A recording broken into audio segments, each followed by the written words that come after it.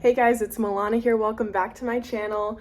Today I want to talk to you guys about something that I never planned on talking about on this channel, but it came up for me recently as something that was honestly really triggering.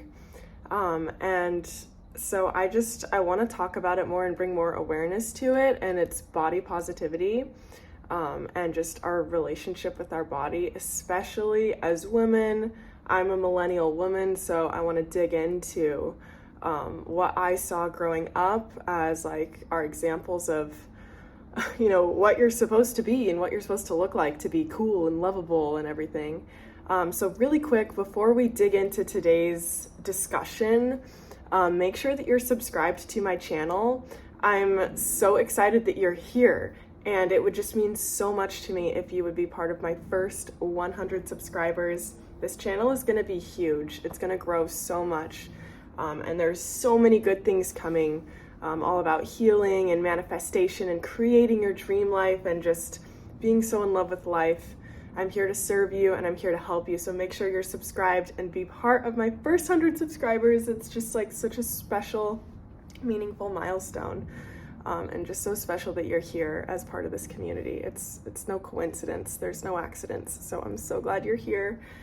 And now that you are subscribed to the channel, okay, let's get into today's topic. So I am, just for context, I'm 25. I'm about to turn 26. So I'm just at the end of the millennial age bracketing. And I want to talk to you guys about what I saw growing up as far as what your ideal body should look like. So I primarily saw Victoria's Secret models in like the Victoria's Secret fashion show, and then also like they'd send out their magazines and they'd have all their ads on the internet, and like girls would wear like Victoria's Secret pink clothes to school, and that was just like the super cool thing to be and to support and to represent. And these girls are so skinny.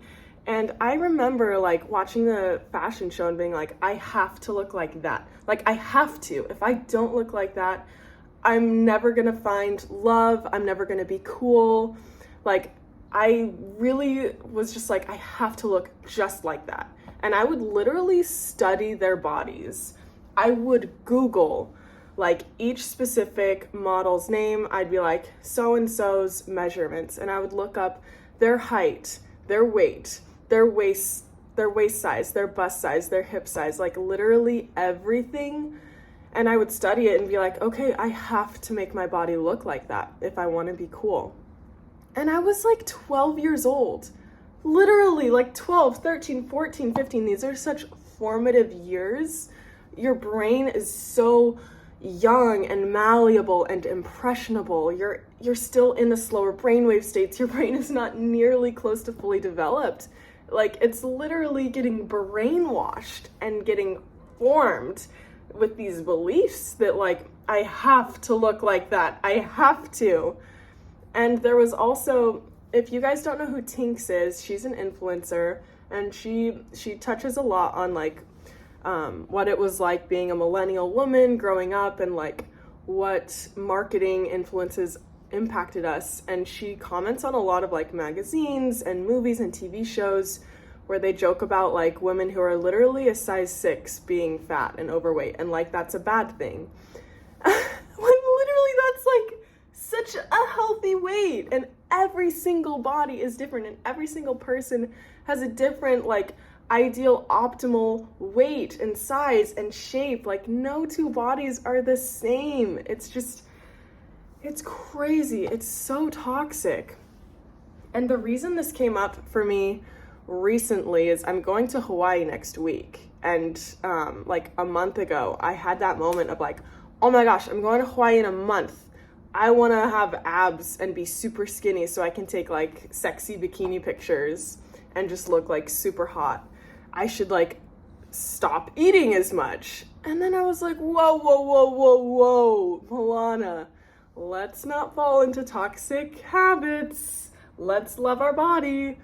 So that came up and was triggering. But I want to go back more into my journey because I feel like as I share my journey with you guys, it can just open up the conversation more, and we should be talking about this more so that we can create healthier beliefs around our bodies. So another thing that I did growing up as like a teenager and a young adult is I'd follow all of these models on Instagram that just post like super sexy pictures in their bikinis, looking super skinny. And honestly, a lot of them weren't even models. A lot of them were just like kids who went to my high school or went to my college or whatever. And they just post these pictures looking like super hot, super gorgeous. And I would just like, sometimes I'd literally sit in my bed and like scroll and deep stalk their profiles and just compare myself to them and be like, oh my gosh, my body doesn't look like that. Like, I need to eat less. I need to work out more. What kind of diet do they do? Like, I would also study like, what do Victoria's Secret models eat? What is their diet? What is their workout regimen? And if you dig into it, like, I remember reading that they would eat like these super strict diets like all the time, but then leading up to the fashion show, they would stop eating solid foods for like a couple weeks leading up to the show. They'd just be on a full juice diet. And then a couple days before the show, they would literally just be drinking water. So they were literally starving themselves. And maybe that's not every single one of them. Some of them do have naturally really high metabolisms and like a very specific body type. But like, whoever is running this industry, which is probably men, are creating this super unrealistic image of what women are supposed to look like. The models themselves, who dedicate their whole lives to looking this way, to dieting, exercising, getting treatments done all the time, like getting surgeries and filler and just all the things, like they can't even live up to the standard that's created by them, let alone regular people who are just trying to live their life and feel beautiful and confident. Like, it's crazy how unrealistic these standards are that we end up comparing ourselves to and telling ourselves that we have to look like that. So there's the Victoria's Secret model example. There's also the Instagram example. Like, social media has just made it really toxic, honestly. So something that I've done is I've unfollowed a ton of people who would be triggering to me or who I would find myself comparing myself to. So as just like a little tip takeaway that you can do to have a healthier mindset around your body and stop comparing is to unfollow those people on Instagram, because it is not healthy. Comparison is the thief of joy, the thief. And we should not be comparing ourselves to other people in general. Okay, another thing that has been really triggering for me is there is this man who I'm close to, and he's married, and he's told me like, oh, I am really afraid of my wife having kids because I do not want her body to change. Like, her body is perfect as it is, and she's super beautiful, super gorgeous, like inside and out. She's super thin and has a beautiful body. I mean, everyone's body is beautiful because it sustains life, but her body is very much like the ideal body type. Like, she's super thin. And he was like, I do not want her body to change. Like, her body is perfect as it is. If she has kids, like, she has to like make sure that her body goes right back to normal. I don't want it to be any different. And I'm sitting there listening to him just in like pure disgust. I'm like, oh my gosh, that's so sad. Like, you're married. This is a human you're talking about. This is the love of your life. And you're holding her to this standard of like in your 20s, you have to look like this forever. What the freak? Dude, your body, everyone's bodies are constantly changing throughout our whole lives. Our whole lives. Like, they're always changing. And especially when you have kids. Holy heck. I haven't had kids yet. I hope to someday have kids. I'm sure that's just like a huge snowball in and of itself of learning to love your body and learning to accept it as it is changing so much, and you have so many hormones flooding your brain and your body, and oh my gosh, and you're literally creating a life and creating a womb, a nest, a place to nurture and create a life and then birth it into the world and give it life. Like, and you're being so harsh on this human and saying like they need to go right back to how they were quickly. Like, oh my gosh, that is just so harmful. It's so toxic.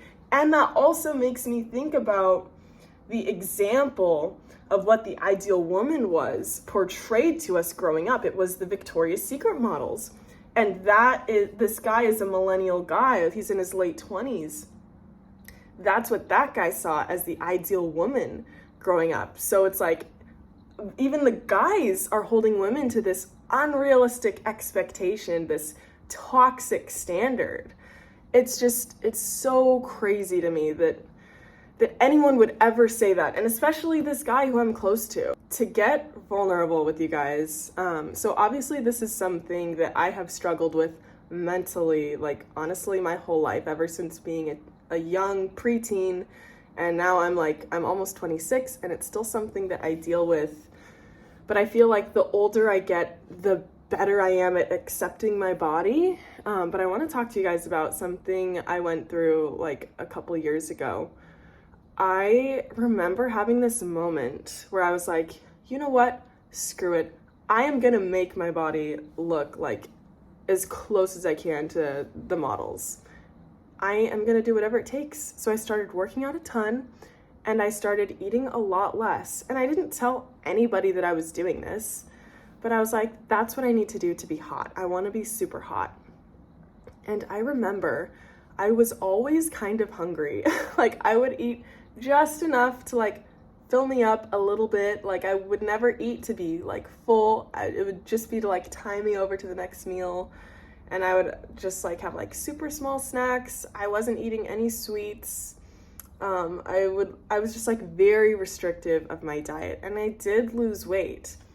And I remember being like I lost weight, and I was like down a size in everything, and I was like, yay, I'm so skinny, I'm so hot, I'm like the ideal body, whatever. But like emotionally, I felt like it wasn't healthy and like it wasn't sustainable. And I remember one time I was walking with my mom, and so I never told anybody about this. I was just like, yeah, I've been really healthy lately. And like sometimes people would comment like, you're so skinny. Like they would hug me and be like, oh my gosh, you're so skinny. I'd be like, yeah, thanks. Which just like makes me sad for my past self that I even thought that way. But it's probably such a common thing, especially for women. But anyways, I remember one time I was walking with my mom, and she was commenting on how skinny I was. She was like, oh my gosh, Melania, you look so skinny. And I was like, yeah. And I just felt this, like I needed to be vulnerable. I was like, yeah, honestly, like I have really been trying to be skinny, and I'm always a little bit hungry. Like I intentionally am not eating ever enough to be like full. And she was just like, Milana, what? Like, are you serious? And I was like, yeah, like I really want to be thin. I really want to be skinny. And she was like, Milana, that's not healthy. That's being anorexic. And I remember, I'm gonna cry. I feel like emotional telling this story. I felt so relieved. Oh, I didn't mean to cry in this video. I felt so relieved because I was like getting this validation from somebody else that what I was doing was unhealthy and was toxic, and that I didn't need to be that way. And I'm so glad that I had that moment with her at that point in time, because I had been living this way for a number of months. Luckily, it didn't get to the point where it was like over a year or anything, and it was never like super, super bad for my body. Like obviously there's degrees of how much you can starve yourself. But like literally that day, I remember feeling like, okay, I can start eating more again. I can eat more sweets and like pasta and enough to like fill me up. And I don't have to worry so much about like forcing my body to look a certain way. And that was just like such a relief to have her validation of like, no, you should be eating more. You shouldn't be going hungry. And I never thought of myself as like anorexic or having disordered eating, but in that moment I was like, yeah, this is really toxic. This is unhealthy. And I wouldn't want my friends to be doing this. Like, that's another rule of thumb you can use. It's like, would I support my friend in this behavior and in this type of self-care, like the way that they care for themselves? No, you would tell your friend to go eat a freaking sandwich. I want to try to wrap this video up. It's already getting kind of long. It's something that we could talk about for hours. I have so many stories around it. So many stories. But I want to give you guys some helpful tips that have really helped me and that I bring myself back to love and accept my body, so that we're not just talking about a problem and don't have solutions. Let's talk about solutions, and whatever solutions you guys have, please comment them below. I love hearing what you guys think, and if you guys are thinking of solutions or things that you do or your experiences, like, we're here to share and to collaborate. So please comment that below so that we can keep this conversation moving forward and help more people. Okay, so things that have helped me. The biggest thing that has helped me is the spiritual perspective of remembering that I am not my body. I am an eternal soul. I'm an infinite soul. I was created well before I inhabited this body, and I will live for the eternities. My soul will never cease to exist. This body is super temporary. And think of it as like, okay, another thing that Tinks says that is really helpful. She says, like, when you're saying what your size is, like if, say you're gonna take a size 10 in jeans, you wouldn't, it's really harmful to say, like, I'm a size 10. That's kind of like saying, I am a hand. I am jeans. No, you're not a hand, you're not jeans, you're not a size 10. I'll take a size 10. I have a hand. I will take jeans. So it's really powerful to make that distinction and not say that you are a size or that you are a thing. You have the thing, or you will take the thing. So that's the first unlock. And also, sizing. Oh my gosh. Sizing is so different depending on what company you go to. And even within the company, you could be a few different sizes. Like, I have like 5 different sizes in my closet. I have stuff all the way from an extra small to an extra large. I'm the same body. How crazy is it that sizing is that all over the field? It's insane. Okay, so there's that distinction of saying what you have. Like, I'll take a size whatever rather than I am that size. And then just remembering that your body is it's just a vehicle to experience life. Think about your senses. The sense of touch. Ooh, I get to touch someone and I get to hug them and feel their body, and I get to feel that sensation. I get to touch grass. I get to smell flowers. I get to smell perfume. I get to smell food. I get to taste. There's so many different things I get to taste. I get to see the world. I get to see the ocean. I get to see the faces of the people that I love. I get to feel the breeze on my skin. I get to feel sunlight. It just, bring yourself back to all the sensations that you get to experience, because you can't experience the 5 senses when you are just a spirit not inhabiting a body. That is a huge reason that we come into this life, into this earth, is to experience the world through the senses. It is so intentional. It is so specific. And then I also will sometimes think about people who are disabled and people who have been in accidents or who were born with different disabilities and can't run on the beach, or who can't see the ocean, who will never see the faces of the people that love them, or people who don't have a sense of smell. You know, even since COVID, I know a lot of people have lost their sense of smell and taste. And so if you just think about people who don't have those luxuries and those blessings of experiencing the physical world, it will make you so grateful and be like, oh my gosh, I get to walk outside. I get to walk. How beautiful is that? That is such a blessing. So just realizing that your body is just a vehicle to experience life, and to try to force it to look a certain way or be a certain way, that's missing the whole point of why we have bodies. We have bodies to experience life, not to force them to be a certain way.